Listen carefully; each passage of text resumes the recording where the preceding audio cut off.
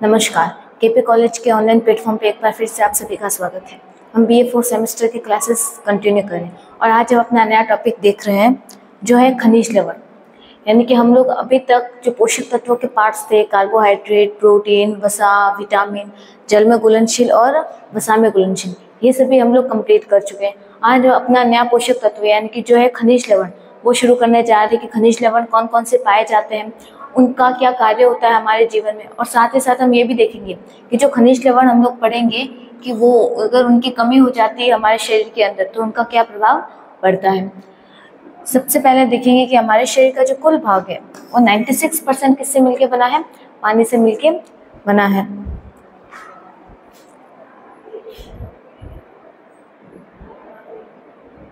यानी कि जो 96% पार्ट है वो पानी है, कार्बोहाइड्रेट है, वसा और प्रोटीन के मिलने से बना होता है।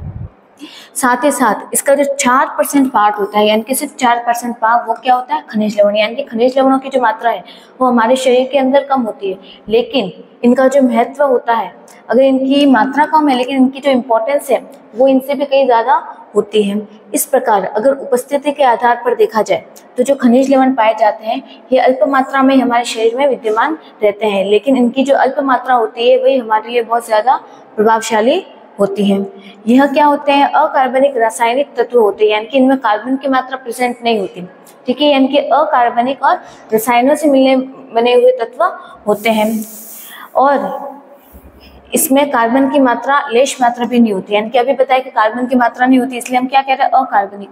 जहाँ भी अशब्द आता है उसका अर्थ होता है नहीं। ठीक है, तो यानी कि ये अकार्बनिक तत्व होते हैं, यानी कि इनमें कार्बन की मात्रा बिल्कुल भी नहीं पाई जाती, और जलाने पर कार्बनिक तत्व जल जाते, परंतु जलने के बाद जो राख बच जाती है यह उन्हीं खनिज लवणों के कारण होती है। यानी कि जो भी हम कार्बनिक तत्व होते हैं, यानी कि जिनमें कार्बन पाया जा रहा है, ठीक है, जब हम उनको जलाते हैं तो जलाने के बाद उनकी जो राख निकलती है तो राख के अंदर अकार्बनिक तत्व पाए जाते हैं, यानी कि उनमें खनिज लवण प्रेजेंट होते हैं। तो खनिज लवणों को ही हम लोग क्या कह रहे हैं? राख कह रहे हैं। यानी कि जो भी हम कार्बनिक पदार्थ जला रहे हैं, जिनको जलाने से राख बन रही है, यानी कि जो कार्बन था वो जल गया। अब जो कार्बन था वो जल गया तो जो पीछे बचेगा वो क्या होगा? अकार्बनिक होगा, और जो अकार्बनिक राख होती है उसे हम लोग क्या कह रहे हैं? खनिज लवण कह रहे हैं। अब एक एक करके हम खनिज लवणों के बारे में पढ़ते हैं। सबसे पहला जो खनिज लवण हम लोग पढ़ते हैं वो होता है कैल्शियम। कि कैल्शियम क्या होता है, कैल्शियम की कितनी मात्रा हमारे शरीर के अंदर जानी चाहिए, यह किस कार्य में आता है? सबसे पहले तो शरीर में सबसे अधिक मात्रा में विद्यमान रहती है, यानी कि जो सबसे अधिक मात्रा में पाया जाता है खनिज लवण वो क्या होता है? कैल्शियम। यह शरीर में कुल 4% खनिज लवणों में से इसका आधा परसेंट भाग, यानी कि 2% क्या पाया जाता है? कैल्शियम ही पाया जाता है। यानी कि हमने अभी स्टार्टिंग में पढ़ा कि हमारे शरीर में 4% खनिज लवण पाए जाते हैं, यानी कि जितने भी खनिज लवण है, calcium, magnesium, fluorine, iron, iodine, जितने भी पोषक तत्व में हम लोग खनिज लवण पढ़ रहे हैं, उन सभी खनिज लवणों का जो 2% पार्ट है, यानी कि बिल्कुल ही आधा 50% पार्ट जो है वो क्या होता है? कैल्शियम होता है। यानी कि सबसे ज्यादा मात्रा में पाए जाने वाला खनिज लवण है कैल्शियम। कैल्शियम का जो 99% पार्ट होते हैं, यानी कि 2% का भी जो 99% यानी कि मैक्सिमम पार्ट होता है वो या तो हमारी अस्थियों में पाया जाता है, यानी कि हड्डियों में, या फिर दांतों में उपस्थित रहता है।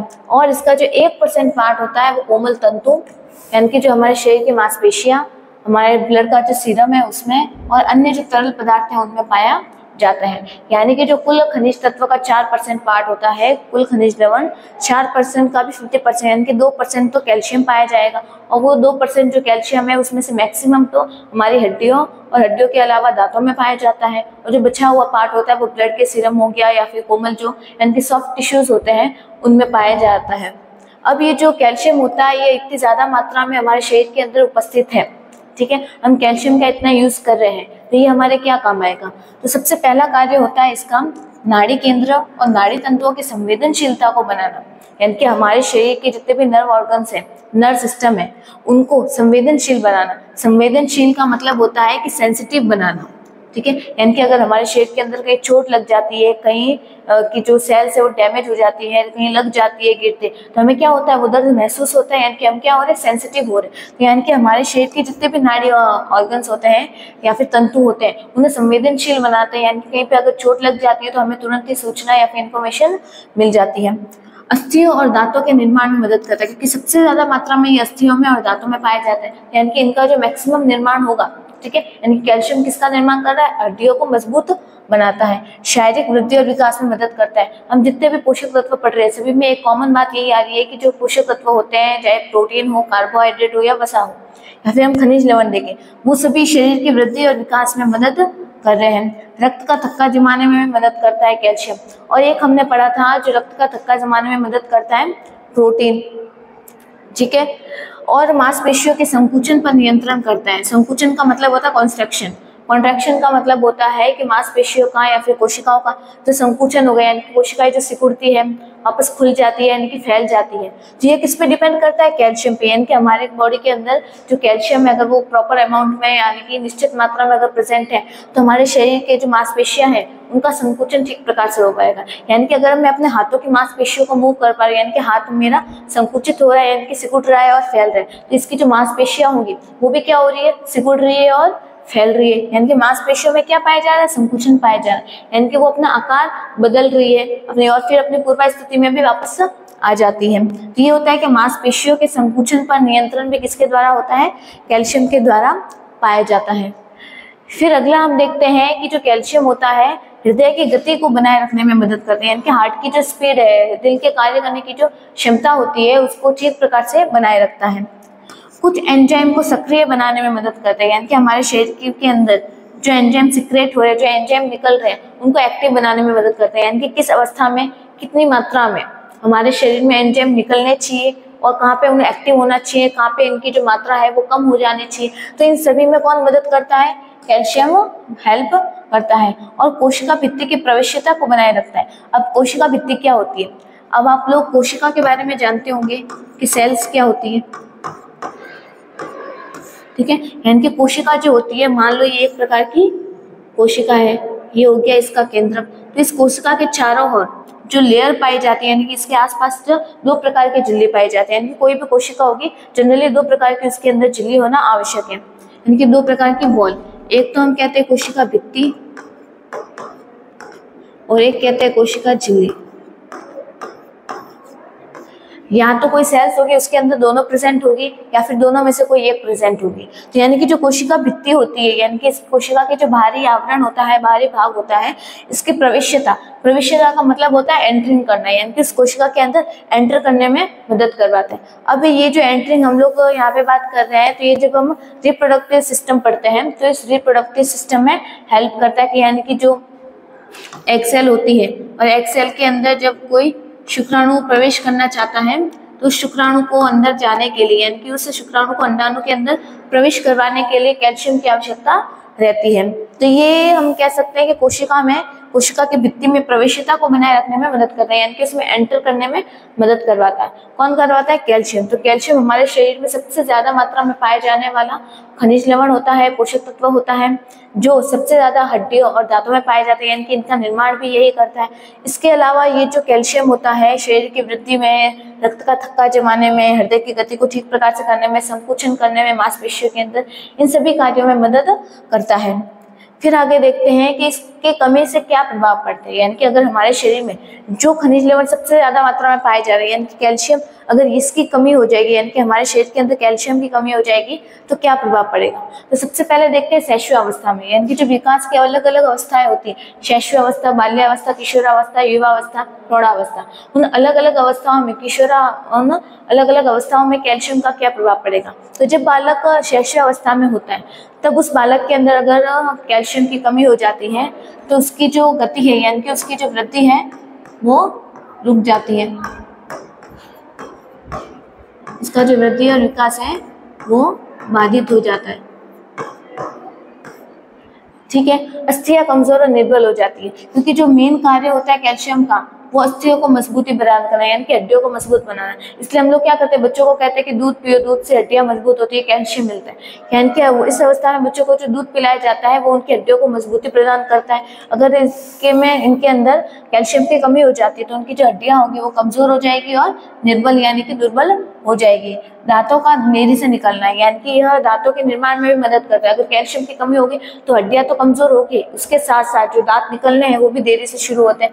पिजन चेस्ट रोग हो जाता है। पिजन चेस्ट रोग का मतलब होता है कि उस बच्चे के चेस्ट के अंदर जलन होना शुरू हो जाती है और जो हड्डियां होती है उनमें कैल्शियम का अधिक विसर्जन होने लगता है। विसर्जन का मतलब होता है कि उनकी जो हड्डियां है उसके अंदर कैल्शियम ब्रेक होना शुरू हो जाएगा, यानी कि वो हड्डियां कमजोर हो जाएगी और फिर इजीली वो टूट जाएगी, जिसके लिए हम लोग एक वर्ड यूज करते हैं, सुना होगा आप लोगों ने, भंगुर। भंगुर का मतलब होता है कोई भी चीज जब आसानी से टुकड़ों में टूटना शुरू हो जाती है, यानी कि अस्थियों के अंदर, हड्डियों के अंदर जो कैल्शियम है हमारा, वो कैल्शियम का अधिक विसर्जन होना शुरू हो जाएगा, यानी कि कैल्शियम दिखाना शुरू हो जाएगा। अब ये सारे स्थिति कब पैदा होती है, जब बालक शैशवावस्था के अंदर होता है, यानी कि जब बालक छोटा है। और शैशवावस्था की जो स्थिति होती है वो हम देखते हैं 0 से 3 वर्ष तक। फिर हम देखते हैं प्रौढ़ावस्था के बारे में। अब प्रौढ़ावस्था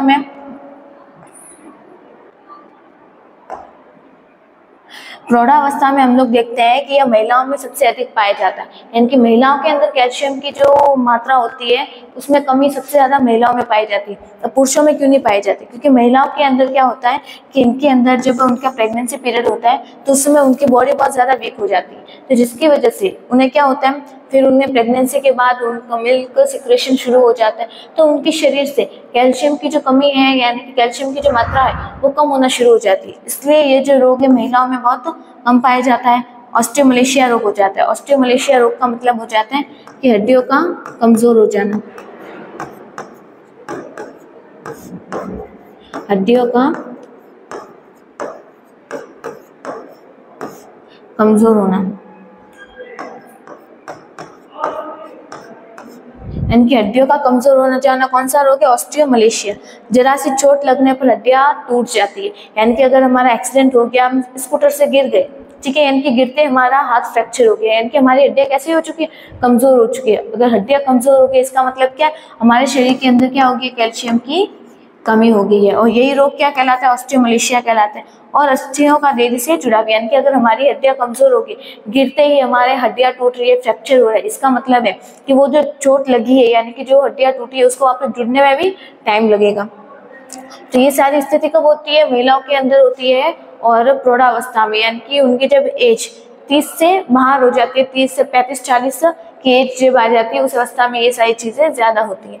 फिर है गर्भावस्था में और स्तन्य अवस्था में, यानी कि जब प्रेगनेंसी पीरियड रहता है, जब 9 महीनों का जो पीरियड है वो चलता रहता है, उस समय या फिर उसके बाद जब माता के द्वारा अपने बच्चे को स्तनपान करवाया जा रहा है, ब्रेस्ट फीडिंग करवाई जा रही है, उस समय अगर कैल्शियम की कमी हो जाती है तो जो श्रोणि मेखला है वो संकुचित हो जाती है। श्रोणि मेखला का मतलब होता है कि पेल्विक गर्डल, ठीक है। पेल्विक गर्डल का मतलब होता है कि हमारे शरीर का वो हिस्सा जिससे जहाँ पे उस बच्चे का पोषण किया जा रहा है, यानी कि जो बच्चा गर्भावस्था में माँ के अंदर संकुचित हो रहा था या फिर सिंचित हो रहा था, तो उनको जो माँ के शरीर को जो सपोर्ट दिया जा रहा था नीचे के पार्ट की तरफ से, वो श्रोणि मेखला है, तो वो संकुचित हो जाती है। साथ ही साथ अस्थियां कमजोर और निर्भर हो जाएगी। अगर आपको कैल्शियम के बारे में याद रखना है तो उसका मेन पॉइंट एक ही है कि कैल्शियम की कमी है, यानी कि हड्डियां कमजोर हो गई है। फिर श्रोणि मेखला का लचीलापन समाप्त हो जाता है, और साथ ही साथ सामान्य प्रसव में कठिनाई आती है, यानी कि जब नॉर्मल डिलीवरी करवानी होती है उसमें सबसे ज्यादा इंपॉर्टेंस या फिर सबसे ज्यादा हेल्प करता है हमारा कैल्शियम, क्योंकि ये क्या करता है, श्रोणि मेखला को संकुचन प्रदान करता है, यानी कि उसको सॉफ्ट यानी कि कोमल बनाता है। यानी कि जो नीचे का पार्ट होता है जहाँ से जब डिलीवरी के टाइम जो नवजात शिशु है वो बाहर की तरफ निकलता है, तो वहाँ के जो ऑर्गन्स होते हैं, वहाँ के जो टिश्यूज होते हैं, सेल्स होती है, वो क्या होनी चाहिए, बहुत सॉफ्ट होनी चाहिए, यानी कि उनमें लचीलापन होना चाहिए, यानी कि वो जितनी ज्यादा फ्लेक्सिबल होगी बच्चा इजीली बाहर की तरफ निकल पाएगा। यानी कि श्रोणि मेखला में क्या होना चाहिए, लचीलापन होना चाहिए, यानी कि अगर वहाँ पे लचीलापन नहीं है, ठीक है, यानी कि अगर लचीलापन नहीं होगा तो जो नॉर्मल डिलीवरी होनी चाहिए और नॉर्मल डिलीवरी नहीं हो पाती है। तो यानी कि जो गर्भावस्था के अंदर कैल्शियम की कमी हो जाती है, तो जो श्रोणि मेखला है, पेल्विक गर्डल है, वहाँ का जो संकुचन है या फिर वहाँ की जो फ्लेक्सिबिलिटी है वो खत्म हो जाती है। अगर फ्लेक्सिबिलिटी खत्म होगी इसका मतलब है कि कभी भी नॉर्मल डिलीवरी नहीं हो पाएगी, तो सिजेरियन या फिर सी सेक्शन के थ्रू वहाँ पे डिलीवरी या फिर प्रसव करवाया जाता है। तो ये स्थिति उत्पन्न होती है जब गर्भावस्था में कैल्शियम की कमी हो जाती है। फिर देखते हैं वृद्धावस्था में, और वृद्धावस्था को हम लोग इंक्लूड करते हैं 55 से अधिक।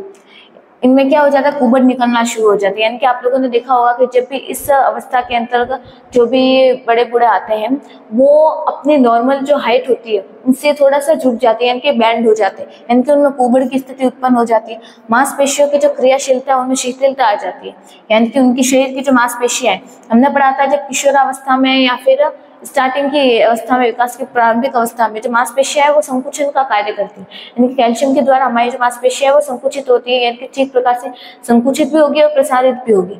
लेकिन जब वो व्यक्ति वृद्धावस्था में आ जाता है तो वहां पे आने के बाद उनकी मांसपेशियों की जो क्रियाशीलता है, यानी कि फंक्शनलिटी होती है, यानी कि कार्य करने की जो क्षमता होती है, उनमें शिथिलता आ जाती है। यानी कि शिथिलता का मतलब होता है कमजोरी, या फिर हम लोग कह सकते हैं दुर्बलता, यानी कि उनमें क्या आ जाती है, दुर्बलता आ जाती है। कमर में झुकाव आ जाता है, हाथ और पैर के जो जोड़े होते हैं, यानी कि जॉइंट्स होते हैं जितने के, यानी कि हाथों के जॉइंट्स हो गए या फिर शोल्डर के हो गए या फिर घुटनों के हो गए, कमर के जॉइंट्स हो गए, उनमें क्या आ जाता है, दर्द होना शुरू हो जाता है, क्योंकि ये सभी किससे जुड़े हुए, ये सभी हड्डियों से संबंधित है, यानी कि हड्डियां होती है, यानी कि अगर कैल्शियम की कमी हो रही है, यानी कि हड्डियों में क्या आ रही है, कमजोरी आ रही है, और रक्त का थक्का बनाने में भी मदद करता है। तो ये स्थिति कब उत्पन्न होती है, जब शरीर के अंदर कैल्शियम की कमी हो जाती है, यानी कि जब कैल्शियम कम मात्रा में पाया जाता है, क्योंकि ये सबसे इंपॉर्टेंट खनिज लवण है, क्योंकि शरीर में सबसे ज्यादा मात्रा में भी पाया जाता है और साथ ही साथ इसकी जो आवश्यकता या फिर इसके जो कार्य होते हैं वो भी बहुत ज्यादा महत्वपूर्ण होते हैं। तो अभी तक हमने देखा था कि जो कैल्शियम है अगर उसकी कमी हो रही है तो अलग अलग अवस्था में क्या प्रभाव पड़ेगा। अगर कैल्शियम अधिक मात्रा में हो गया तो भी शरीर को कुछ ना कुछ नुकसान होगा। तो जब कैल्शियम की अधिकता हो जाती है तो बालकों के अंदर, जब शिशुओं के अंदर, तो उनमें भूख की कमी हो जाएगी, उनमें वमन यानी कि उल्टी आना शुरू हो जाएगी, कब्जे होना शुरू हो जाएगी, यानी कि अपच की स्थिति हो जाती है, यानी कि अपच की स्थिति उत्पन्न हो जाती है। चेहरा अजीब सा दिखने लगेगा, यानी कि उनके शरीर में क्या हो रही है, अधिक मात्रा में कैल्शियम का जमा हो रहा है, और साथ ही साथ रक्त में कैल्शियम और जो मैग्नीशियम है इसकी मात्रा बढ़ जाती है, और यूरिया, यानी कि जो हमारा रक्त उसके अंदर यूरिया और कोलेस्ट्रॉल की मात्रा बढ़ जाएगी, यानी कि अगर यूरिया की मात्रा ज्यादा बनेगी यानी कि यूरिन ज्यादा निकलेगा, इनकी यूरिन ज्यादा निकलेगा, अगर कोलेस्ट्रॉल ज्यादा बन रहा है तो यानी कि रक्त के अंदर जमना शुरू हो जाएगा।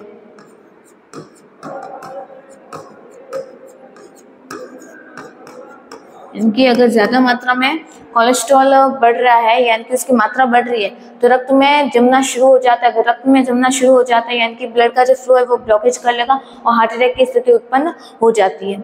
यानी कि जब शिशुओं में अधिकता हो जाती है, कैल्शियम अधिक से अधिक मात्रा में उनके अंदर जमा हो रहा है तो उन्हें भूख नहीं लगेगी, उल्टी आना, कब्ज होना, चेहरा अजीब से हो जाता है, कैल्शियम की मात्रा बढ़ जाएगी, मैग्नीशियम की मात्रा बढ़ जाएगी, यूरिया और कोलेस्ट्रॉल की मात्रा भी बढ़ जाती है। और जब ये स्थिति प्रौढ़ों के अंदर यानी कि 35 से लेके अधिक उम्र तक, क्योंकि इसमें हम लोग वृद्ध भी ऐड कर रहे हैं, ठीक है, तो 35 से ऊपर जितने भी एज है उन सभी में सिर दर्द, गुर्दों में पथरी यानी कि हम लोग कहते हैं स्टोन की प्रॉब्लम, रक्त में कैल्शियम की मात्रा बढ़ जाएगी और उल्टी आना स्वाभाविक हो जाता है।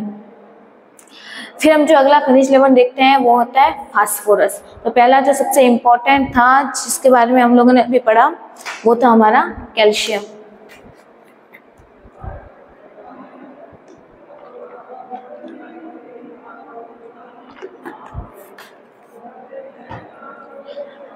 दूसरा जो हम लोग पढ़ रहे हैं, दूसरा जो इम्पोर्टेंट खनिज लवण है वो है हमारा फास्फोरस। अब फास्फोरस क्या होता है, क्या कार्य है, उसके बारे में बात करते हैं। शरीर की वृद्धि के लिए सेम चीज और विकास के लिए कैल्शियम की तरह ही फास्फोरस भी इम्पोर्टेंट होता है और कैल्शियम के बाद सबसे अधिक मात्रा में यही पाया जाता है। यानी कि जो 4% था हमारा खनिज लवण, इसमें से जब हम देख रहे थे इसका 2%, यानी कि 4 में से भी 2% तो कौन है, अकेला कैल्शियम है हमारा, और पीछे जो 2% बचा है इस 2 में से भी 1% कौन है, फास्फोरस, ठीक है। यानी कि 1 नंबर पे तो इम्पोर्टेंट कौन है, कैल्शियम, तो कैल्शियम के बाद जो अधिक मात्रा में पाया जा रहा है वो कौन है, फास्फोरस है। और फिर जो पीछे 1% बचा है उसमें जितने भी अन्य खनिज लवण है, ठीक है, जैसे आयरन हो गया, आयोडीन हो गया, मैग्नीशियम हो गया, वो सारे उस 1% के अंदर इंक्लूड होते हैं। तो ये 1 नंबर पे सबसे ज्यादा इंपॉर्टेंट है और सेकंड नंबर पे अधिक मात्रा में पाया जाने वाला होता है फास्फोरस। ये शरीर का 1% भाग हमारे फास्फोरस का बना होता है। अब हमारे शरीर के अंदर फास्फोरस का क्या कार्य है, लाभ है, क्या और फिर क्या कह सकते हैं, क्या महत्व है। यह हमारे हड्डी और दांतों के निर्माण में मदद करता है, न्यूक्लियो प्रोटीन और न्यूक्लिक अम्ल के निर्माण में मदद करता है। अब न्यूक्लियो प्रोटीन क्या होता है, हम लोगों ने जब प्रोटीन के बारे में पढ़ा था कि प्रोटीन के जब हम वर्गीकरण पढ़ रहे थे उसमें एक वर्गीकरण हमने पढ़ा था संयुक्त प्रोटीन, उनकी संयुक्त प्रोटीन पढ़ा था। हम लोगों ने रासायनिक गुणों के आधार पर पढ़ा था, यानी कि प्रोटीन का निर्माण किन किन तत्वों के मिलने से होता है। तो उसमें हमने एक टाइप पढ़ा था कि संयुक्त प्रोटीन। संयुक्त प्रोटीन का मतलब था कि जब प्रोटीन का निर्माण अमीनो एसिड और उसके अलावा किसी अन्य पोषक तत्व से हो रहा है, जिसमें हमने अगर कार्बोहाइड्रेट का यूज कर रहे थे यानी कि ग्लूकोज जोड़ रहे थे अमीनो एसिड के साथ, तो वहाँ पे ग्लूकोप्रोटीन बन रहा था। और उसी तरीके से यहाँ पे क्या बन रहा है, न्यूक्लियो प्रोटीन, यानी कि जब हम अमीनो एसिड में न्यूक्लिक अम्ल को जोड़ रहे हैं, ठीक है, यानी कि जब न्यूक्लिक अम्ल को जोड़ा जाता है तब जो प्रोटीन बनता है हमारे पास, उसे हम लोग कहते हैं न्यूक्लियो प्रोटीन। और न्यूक्लिक अम्ल के निर्माण में कौन मदद करता है, फास्फोरस हेल्प करता है। फिर अगला है अम्ल और क्षार के संतुलन में सहायक होते हैं, यानी कि शरीर के अंदर जो एसिड है, यानी कि हमारे शरीर के अंदर जो एसिड पाया जा रहा है, हमारे शरीर के अंदर एसिड कौन कौन से होते हैं, HCl आमाशय में पाया जा रहा है, और जो क्षार होता है यानी कि जो बेस है उनको बैलेंस करने में, यानी कि उनका बैलेंसिंग करने में, उनको संतुलित बनाए रखने में कौन मदद कर रहा है, फास्फोरस। पौष्टिक तत्वों के परिवहन में भी सहायक होता है, यानी कि हमारे शरीर के अंदर जो भी पोषक तत्व आ रहे हैं उनका जो परिवहन है, यानी कि उनका जो ट्रांसपोर्ट है शरीर के हर एक ऑर्गन तक करवाने में भी कौन मदद करता है, फास्फोरस हेल्प करता है। ऊर्जा के उत्पादन में सहायता करता है, यानी कि ऊर्जा के निर्माण की जो प्रोसेस है जिसे हम लोग क्या कहते हैं, उपापचय, मेटाबॉलिक एक्टिविटी, यानी कि उस एक्टिविटी में भी कौन सहायता करता है, फास्फोरस, यानी कि ATP के निर्माण में भी मदद करता है। और कोशिकाओं के विकास में सहायक होगा, और कैल्शियम का शोषण को बढ़ा देता है, यानी कि हमारे शरीर में जब कैल्शियम आ रहा है तो उस भोजन में से कैल्शियम को हम कैसे एक्सट्रैक्ट करें, यानी कि कैल्शियम को कैसे निकाल रहे हैं, जिसकी सहायता से उसमें से शोषित कर रहे, तो वो कौन है, हमारा फास्फोरस। यानी कि फास्फोरस के क्या क्या कार्य हो सकते हैं कि हड्डियों को मजबूती प्रदान करेगा, न्यूक्लियो प्रोटीन के निर्माण में मदद करता है, अम्ल और क्षार को बैलेंस बनाए रखता है, और ऊर्जा के उपापचय में मदद करता है, पौष्टिक तत्वों का परिवहन यानी कि शरीर के सभी अंगों तक परिवहन करने में हेल्प करता है। अब हम आगे देखते हैं कि अगर इसकी कमी हो जाती है, यानी कि हमारे शरीर के अंदर फास्फोरस की कमी हो जाती है, तो हमारे शरीर पर क्या प्रभाव पड़ेगा। तो पहला प्रभाव पड़ता है कि भूख में कमी आ जाती है, यानी कि अगर फास्फोरस की कमी होगी तो हमारे शरीर में भूख लगना बंद हो जाती है, जल्दी थकान हो जाती है, अस्थियों और दांतों का दुर्बल व कमजोर हो जाना। अब जो हम इसको पॉजिटिव पॉइंट्स पढ़ रहे थे, यानी कि जो हम इसके कार्य देखते हैं, अगर उन्हीं के अपोजिट देखेंगे, अगर नेगेटिव व्यूज देखेंगे तो वो सारे क्या हो जाएंगे, उसकी कमी के रोग प्रभाव। जैसे हम क्या पढ़ा कि हड्डियों और दांतों के निर्माण में, यानी कि अगर फास्फोरस की कमी हो जाएगी तो हड्डियों और दांतों का निर्माण नहीं हो पाएगा, न्यूक्लियो प्रोटीन नहीं बन पाएगा, अम्ल क्षार का संतुलन बिगड़ जाएगा, शरीर के सभी अंगों तक पोषक तत्वों का परिवहन नहीं हो पाएगा, ऊर्जा का निर्माण नहीं हो पाएगा, कोशिकाओं का विकास रुक जाएगा, कैल्शियम का अवशोषण नहीं हो पाएगा। तो ये सब क्या इसकी कमी के प्रभाव हो रहे हैं। जैसे अस्थियों और दांतों में कमजोरी आ जाएगी, शरीर की वृद्धि रुक जाएगी, अस्थियों में विकार उत्पन्न हो जाएगा, जोड़ों में दर्द उत्पन्न हो जाएगा, यानी कि जोड़ जो है वो सख्त हो जाएंगे, यानी कि हार्ड हो जाएंगे, जॉइंट्स काम करना बंद कर देगा। तो अगर चल जाते तो फिर वापस बैठ नहीं पाते, अगर बैठ जाते तो उठ नहीं पाते, यानी कि वो बहुत हार्ड हो जाते हैं। तो ये सभी क्या है, फास्फोरस की कमी के प्रभाव है। अब ये प्राप्ति के स्रोत, यानी कि हमारे शरीर को फास्फोरस कहाँ से प्राप्त हो सकता है। तो ये जो है अल्प और अधिक मात्रा में सभी के अंदर विद्यमान रहता है, लेकिन दूध में, अंडे में, मांस में, मछली में, मुर्गी, आटा, तिल और जो जई का आटा होता है, इस सभी में जो फास्फोरस है वो अधिक मात्रा में पाया जाता है। लेकिन यानी कि थोड़ी थोड़ी मात्रा में तो हर भोज्य पदार्थ में उपस्थित होगा, लेकिन ये जो पोषक तत्व या फिर ये जो आपके यहाँ पे प्राप्ति के स्रोत दिए हुए, फूड दिए हुए हैं, भोज्य पदार्थ हैं, इनमें फास्फोरस अधिक मात्रा में पाया जाता है। तो अगला जो हम खनिज लवण देखते हैं वो है हमारा सोडियम।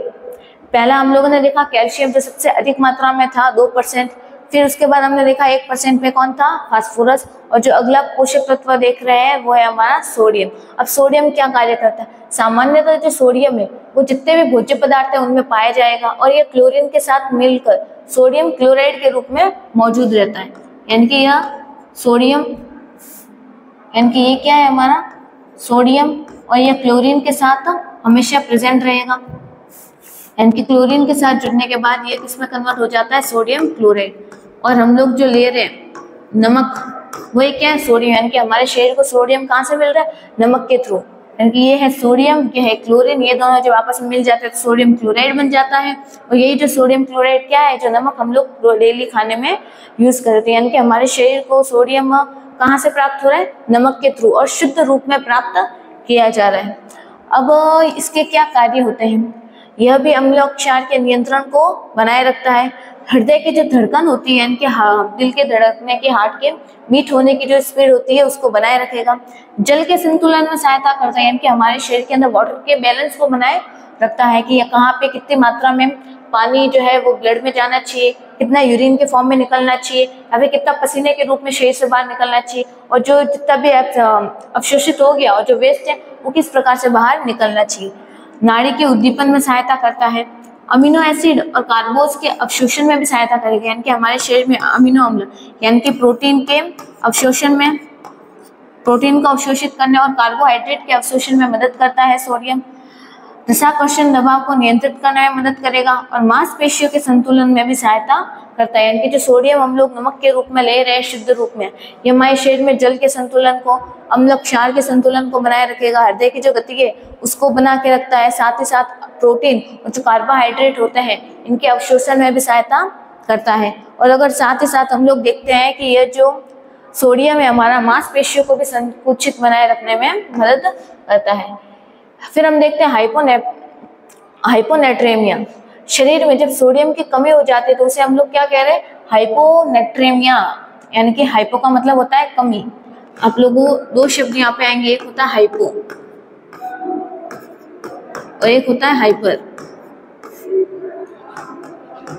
आप लोग वर्ड यूज करते हो कि हाइपर के ज्यादा हाइपर मत हो, यानी कि बहुत ज्यादा ओवर मत हो, यानी कि जब कोई चीज ज्यादा हो जाती है यानी कि अधिक हो जाती है तो हाइपर, और अगर कमी हो जाती है तो हाइपो। तो आपसे पूछा जा सकता है कि हाइपरनेट्रेमिया क्या है, तो यानी कि हाइपर आ रहा है यानी कि ज्यादा है, ज्यादा क्या है ये तो हमने पढ़ा था सोडियम के अंतर्गत। तो आपको कैसे याद रखना है कि जब सोडियम की अधिक मात्रा हो जाती है तो हाइपरनेट्रेमिया, और जब सोडियम की कमी हो जाती है तो हाइपोनेट्रेमिया। दोनों में से कोई भी एक याद रखना है, और याद भी कौन सा होगा, हाइपर वाला याद होगा, यानी कि सोडियम अधिक मात्रा में तो हाइपरनेट्रेमिया। अब यहाँ पे क्वेश्चन में तो आया है हाइपोनेट्रेमिया, यानी कि यहाँ पे सोडियम की कमी हो रही है, यानी कि जब सोडियम की कमी हो जाती है तो उस रोग को हम लोग क्या कहते हैं, हाइपरनेट्रोमिया।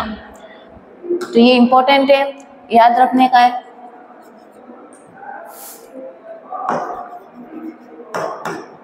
कि जब हमारे शरीर के अंदर सोडियम की कमी हो जाती है तो उसे हम लोग क्या कहते हैं, हाइपरनेट्रेमिया।